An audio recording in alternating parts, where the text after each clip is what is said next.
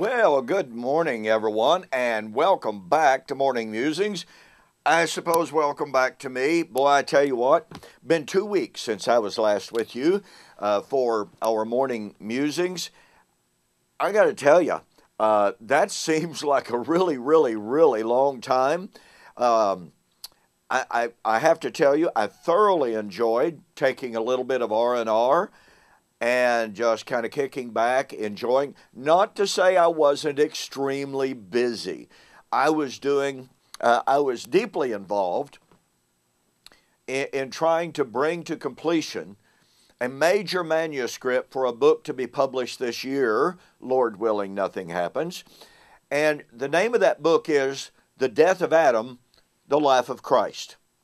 It has been submitted, pardon me, to a couple of Bible students who are both PhDs. One is a Bible professor, and the reviews that they have given me so far are just deeply appreciated. One of them has actually called this book the best book that Preston has ever written. So I'm kind of excited about that. It is an extremely important book, needless to say. Well, anyway, I've been trying to do that. I've been reading manuscripts from some other authors and hopefully being able to help them get their books published. We like to do that, all right, as often as possible. Now, instead of launching into the completion of our study on the 70 weeks of Daniel chapter 9, and I'll get back to that tomorrow, okay? And I promise that this week, I'm going to bring to a conclusion our study of the 70 weeks of Daniel chapter 9, 24 through 27. And then we are going to launch into, as promised, a study of Matthew chapter 24 and chapter 25. When I requested from you your suggestions for what you would like to study next, after my study of 1 Corinthians 15, by far and away, the number one recommendation, suggestion, and request was, please do a study of the Olivet Discourse. And of course, then you had Daniel 9, you had some of the other issues that I've tried to share some thoughts with you on. So, as soon as I finish up on the Daniel chapter 9 series, I will be launching into that, and I hope you'll be looking forward to it. Now, this coincides perfectly with what I will be sharing with you this upcoming Friday as we continue our review, response, and refutation of Brock Hollett's book, Debunking Preterism. In that book, if you remember, in our last video on Mr. Hollett, I took note of his arguments on Matthew 24 and 25. So, my beginning of a series on Matthew 24 and 25 just coincides perfectly with our examination of Mr. Hollett's book, which is just, it's really a bad thesis. I mean no disrespect at all, but it's just not a very good book. Anyway, I wanted to take today not only to welcome myself back and you back with me, but I wanted to recap just a little bit of what this last year brought us in regard to Preterist Research Institute. In a lot of ways, this last year was far and away our most exciting year. Now, it brought with it its own set of challenges. I shared with you how due to illnesses, retirement, etc., we had lost several $100s a month in support. I want to thank those of you who stepped up and who gave us one-time offerings or pledged monthly support. And I'm not going back into that in depth at this time. I just simply want to reiterate my appreciation to you for supporting our ministry. We're still a little bit short. I'll be very candid about it. But the support that you've given us has been tremendous. It is deeply, deeply appreciated. So that's the challenge. On the positive side, I don't know if you've noticed or not, but the viewership of our YouTube videos is up by hundreds of views. Literally by hundreds of views. That's exciting. Now, are we getting, 1,000 people a day? No, we're not. I wouldn't suggest to say that.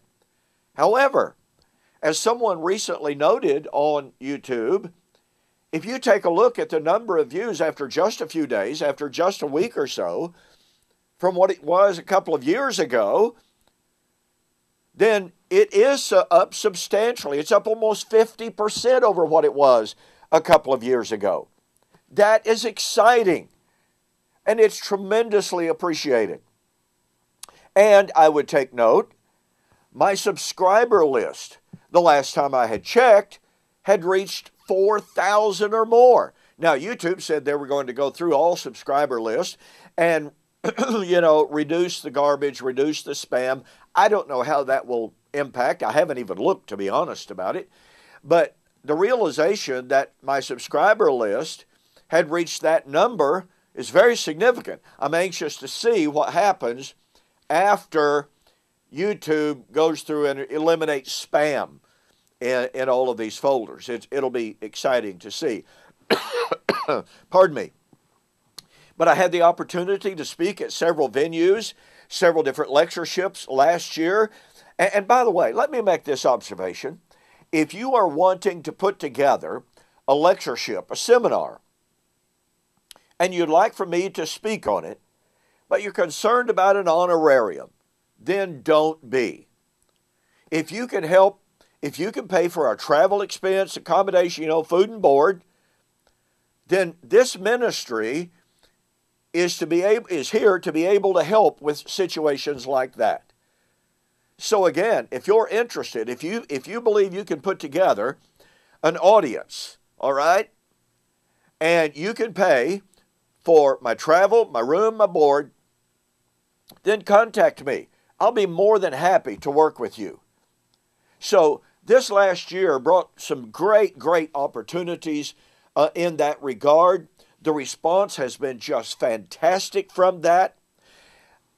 In addition, we published 3 or 4 more new books this last year. We were thrilled to be able to publish Alan Bondar's really excellent book on the journey between the veils. By the way, I've been sold out. I have copies coming in. They should be available. So if you want a copy of that, please go ahead.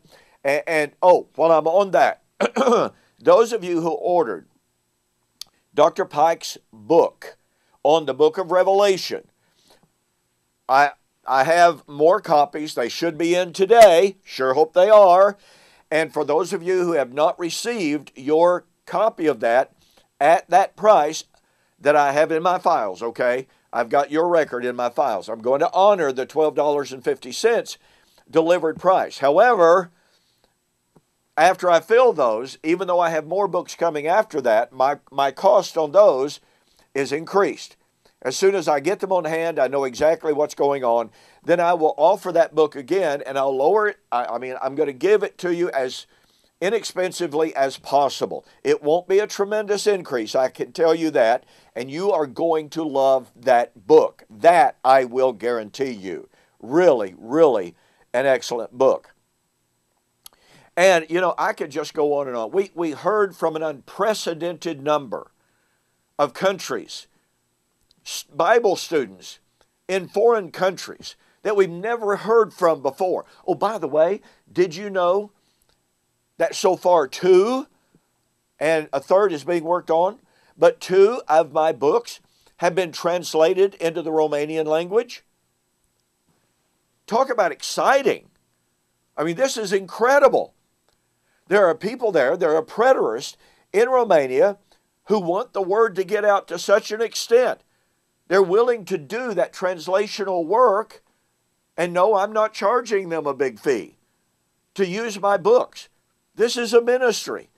They're kind enough to help me out a little bit when they've sold some books. But my focus here is to get the word out. And, we continue to send books to Africa, to Ethiopia. I have sent books to South America. I have sent books to Asia, to India. On and on and on it goes. And all those books, by the way, are gratis. So, again, the numbers of requests is literally unprecedented. The growth of the preterist movement is incredible, in spite of the detractors, all right, who continue to just lash out many, many times irrationally, and most assuredly illogically. They are not having an impact, and that's exciting. And by the way, this upcoming year, I have to share something with you. My wife and I, Lord willing, funds permitting, my wife and I will be traveling to Israel to spend 2 weeks there. Now, pardon me, this is a once-in-a-lifetime opportunity. I've always wanted, obviously, to go to Israel. Well, I've mentioned before that I become friends with a scholar in Israel who is widely considered to be one of the top Hebrew scholars in the world. He's a very, very friendly guy. He's not a hardliner, so to speak. He has been gracious enough to invite my wife and me to Israel.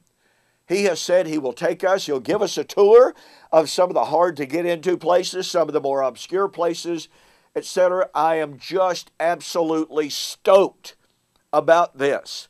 And that will be the first 2 weeks in May, Lord willing. We've already got a house setter all set up. We've already got, all that kind of stuff arranged. This is exciting. Then, William Bell and I, Lord willing, have both been invited to travel to India, probably in November.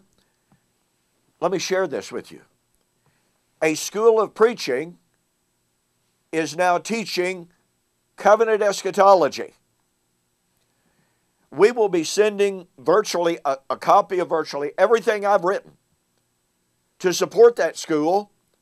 They have invited William and me to travel there and to teach for several days to help establish a foundation for the students who are there and for the future as well. Now, is this exciting or what? Look, folks, this is just some of the stuff that is going on. Oh, by the way, back to the books. Many, many, many of you have inquired about my book on the Sabbath. The working title is Celebrating the Eighth Day. And I really want to have somewhere in the title, Shemini Atzerat. I've been told not to put that in there. But anyway, as soon as I get my book on the death of Adam, the life of Christ, soon as it's published, soon as it's out there, I have one other project that's about 90% finished, entitled The Gospel of Destruction. Intrigued? Okay, that's almost finished. And as soon as those two projects are finished, then I'm going to be turning my full-time attention back to the book, Celebrating the Eighth Day. And by the way, it's obvious a lot of people have no clue what I'm talking about there. They think I'm talking about Sunday. But I'm not. Okay? Intrigued? I hope you are. Hey, look, here I am out of time. Pardon me. But I could keep going on and on and on about what an exciting last year was and about the future of covenant eschatology. I want to ask that you please keep our ministry in your prayers. Keep me in your prayers, that my health will continue to be good. I feel wonderful. Praise God. I need your prayers. I need your support. Do what you can to help us spread the wonderful news of the faithfulness of God. We serve a God that has not failed. We serve a God that has not postponed. We serve a God for whom we have to make no apologies whatsoever. We serve a God whose truth can withstand all assaults. We serve a God who wants a warm, loving, and intimate relationship with us, a relationship that is now offered to whosoever will. Let him come. That's our message. That's our joy. That's our life. And we appreciate you and your interest in sharing that message and that ministry. Okay, tomorrow we're going to get back and we're going to begin to bring to a close our study of Daniel 9:24 through 27. Don't want to miss it. I'll see you on the flip side.